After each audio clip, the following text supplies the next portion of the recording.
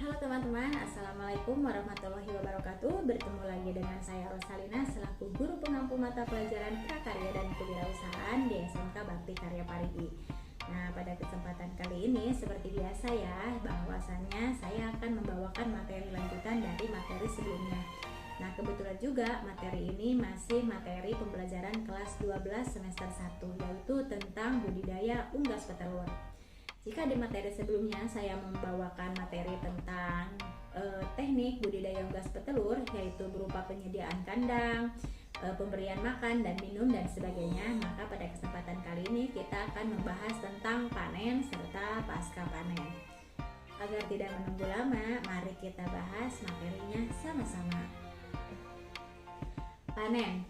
Nah, panen di sini apa sih itu panen? Nah, mari kita bahas ya. Jadi, panen memanen ini bukan hanya sekedar panen dan menghasilkan telur yang banyak, tidak seperti itu. Tetapi memang ada penjelasannya serta trik-trik atau cara memanen dengan baik agar si telurnya tidak mudah pecah atau tidak mudah rusak. Nah, hasil panen yang dipanen dari ayam petelur adalah telur ayam. Sudah jelas sekali bahwasannya karena kita membicarakan tentang unggas petelur, maka panen yang dihasilkan dari si unggas petelur ini adalah telur itu sendiri, karena kita sedang tidak membahas menanam jagung. Jadi panennya pun bukan jagung, akan tetapi adalah telur. Telur dipanen 3 kali dalam sehari agar kerusakan telur yang disebabkan oleh virus dapat terhindar. Nah, jadi si panennya ini yang baik itu dipanen dalam sehari itu dilakukan dengan cara 3 kali sehari, terhindar dari virus.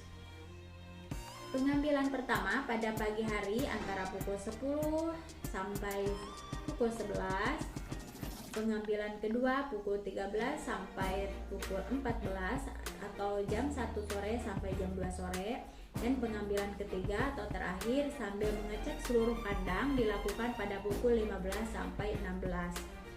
Hasil tambahan yang dapat dinikmati dari hasil budidaya ayam petelur adalah daging dari ayam yang telah tua dan kotoran yang dapat dijual untuk dijadikan pupuk kandang. Nah, jadi ada 3 fase dalam memanen telur ketika kita membudidaya unggas petelur. Yang pertama itu pagi-pagi sekitar pukul 10 sampai pukul 11. Yang kedua adalah pukul 13 atau pukul 1 sore sampai pukul 2 sore. Dan yang ketiga adalah pukul 17 sampai pukul 18 sore atau setara dengan pukul 5 sampai pukul 6 sore. Oh, untuk yang sorenya itu mohon maaf sekali, tetapi pukul 15 sampai pukul 16 sore. Nah, jadi keuntungan dari membudidaya unggas petelur ini, selain kita mendapatkan telur untuk dijual, kita juga bisa memanen atau bisa mengolah si ayam atau si daging ayamnya itu sendiri. Karena ketika ayam yang sudah tua, yang sudah tidak bisa bertelur lagi, itu bisa kita potong dan kita bisa masak. Juga keuntungan yang lainnya adalah ketika kita membudidaya unggas petelur, yaitu bisa dijadikan pupuk, dan kalau misalkan hasilnya melimpah atau banyak, si kotorannya itu bisa kita jual untuk dijadikan pupuk organik. Nah, seperti itu untuk pembahasan panen ya. Selanjutnya adalah pasca panen. Kegiatan pasca panen budidaya unggas petelur meliputi penyortiran dan pembersihan telur. Telur yang telah dikumpulkan langsung disortir berdasarkan ukuran dan bentuknya. Nah, jadi si pasca panen ini merupakan salah satu bentuk dari pasca panen itu sendiri adalah menyortir telur. Nah, jadi si telur ini disortir ya berdasarkan ukuran telur itu sendiri. Karena biasanya kalau memang saya juga ketika saya beli telur ke pasar, nah itu suka ada telur yang memang ukurannya besar, ada juga telur yang memang ukurannya kecil. Atau bisa juga disesuaikan atau bisa juga disortir dalam bentuk telur normal atau telur yang memang tidak normal. Telur normal adalah telur yang opal, bersih, dan kulitnya mulus serta beratnya kurang lebih 57 gram dengan volume besar 63 cc. Telur yang abnormal atau yang tidak normal, misalnya telurnya kecil atau terlalu besar, kulitnya retak atau keriting. Nah, bentuknya lonjong. Selanjutnya telur dibersih dari kotoran. Selanjutnya si telur tersebut dibersihkan dari kotoran dan liter yang menempel dengan cara dicuci atau diamplas pelan-pelan, kemudian telah siap untuk dikemas dan dipasarkan. Nah, jadi di pasca panen ini selain kita menyortir telurnya, memilah dan memilih ukuran telur tersebut antara telur yang normal dan yang tidak normal, juga si telurnya sudah jelas atau sudah pasti itu dibersihkan terlebih dahulu sebelum dipasarkan. Nah, itu ya teman-teman.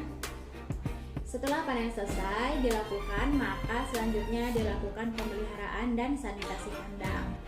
Jadi ketika kita sudah menyelesaikan panen, maka hal selanjutnya adalah melakukan pemeliharaan kandang. Bangunan kandang perlu dipelihara secara baik dengan cara dibersihkan secara teratur. Apabila ada bagian kandang yang rusak, maka harus segera diganti atau diperbaiki kembali. Dengan demikian, daya guna kandang dapat maksimal tanpa mengurangi prasyarat kandang bagi ternak yang dipelihara. Selanjutnya adalah sanitasi. Sanitasi merupakan sesuatu atau hal yang perlu dilakukan, yaitu menjaga kebersihan kandang dan lingkungan sekitar kandang. Pada area peternakan merupakan usaha pencegahan penyakit yang paling murah dan mudah. Nah, jadi itulah hal-hal yang perlu diperhatikan setelah kita melakukan pasca panen, yaitu pembersihan kandang serta sanitasi. Pada intinya, pembersihan kandang serta sanitasi ini merupakan hal yang perlu dilakukan agar tidak ada penyakit yang tertular kepada si unggas, agar si unggasnya pun tetap sehat dan menghasilkan telur yang berkualitas. Nah, mungkin itu saja ya teman-teman pada kesempatan kali ini yang dapat saya sampaikan. Semoga ada manfaatnya. Apapun yang saya sampaikan semoga ada manfaatnya.